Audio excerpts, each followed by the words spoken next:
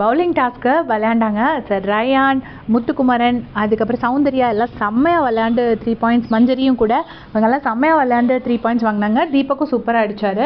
ஆனால் அதில் ஒரு முக்கியமான விஷயங்கள் நடந்துச்சு. என்ன அப்படின்னு பார்த்தீங்கன்னா, ஜாக்லின் அடிக்கும்போது ஃபஸ்ட்டு இதில் வந்து எல்லாரையுமே அடிச்சிட்டாங்க. சௌந்தர்யா மட்டும் பாக்கி இருந்தாங்க.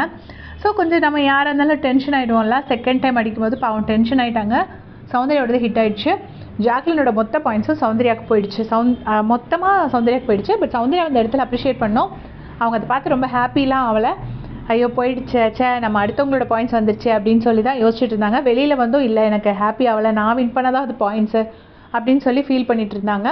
அப்போ ஜாக்லின் சொல்கிறாங்க, நல்ல வேளை என் பாயிண்ட்ஸ் உனக்கு போச்சு, சவுண்டு உனக்கு வந்தனால நான் என்னால் தாங்க முடியுது அப்படின்னு சொல்லியிருப்பாங்க.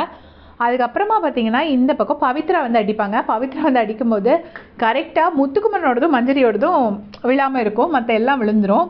ஸோ பவித்ராவோட பாயிண்ட்ஸ் 4 பாயிண்ட்ஸ் வந்து முத்துக்கும் மஞ்சரிக்கும் ஆளுக்கு 2 பாயிண்ட்ஸ்னு போயிடும். அப்போ வந்து ஜாக்லின் வந்து இப்படி சௌந்தர்யா கிட்ட சொல்லும்போது, இந்த என்னோடய பாயிண்ட்ஸ் உனக்கு வந்தனால தான் நான் நிம்மதியாக இருக்கேன் அப்படின்னு சொல்லும்போது, எனக்கும் அதே தாண்டி வைத்தறிச்சலே, என் பாயிண்ட்ஸ் வேறு யாருக்கோ போயிருந்தா பரவாயில்ல, ஏன்னா பவித்ராவுக்கும் முத்துவையும் மஞ்சரியும் சுத்தமாக பிடிக்காது, அவங்க 2 பேருக்கும் போயிடுக்கு.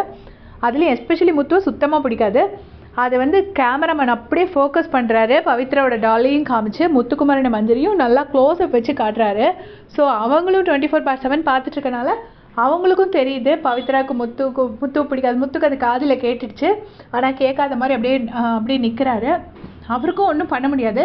4 பாயிண்ட்ஸ் இருக்குது, அவர் எனக்கு வேணான்னு சொல்ல முடியாது. ஏன்னா அது சொன்னாலும் அது வந்து நல்லாவும் இருக்காது. அதனால 2 பாயிண்ட்ஸ் வாங்கிட்டாங்க. அப்புறம் மார்னிங் ப்ரமோவில் ஏதோ முத்து வந்து பாயிண்ட்டுக்காக பயங்கரமாக சண்டை போடுற மாதிரி காமிச்சாங்க. பட் கடைசியில் பார்த்தீங்கன்னா அந்த பாயிண்ட்டை ராணுவுக்கு விட்டு கொடுத்துட்டு முத்து வெளியில் போயிருக்காரு. வெளியே போல் அந்த பாயிண்ட்டை விட்டு கொடுத்துருக்காரு. எதுக்காக ப்ரமோவில் இப்படி நெகட்டிவாக ப்ரொஜெக்ட் பண்ணுறாங்க அப்படிங்கிறது நமக்கு தெரியல. உங்களுடைய கமெண்ட் சொல்லுங்கள்.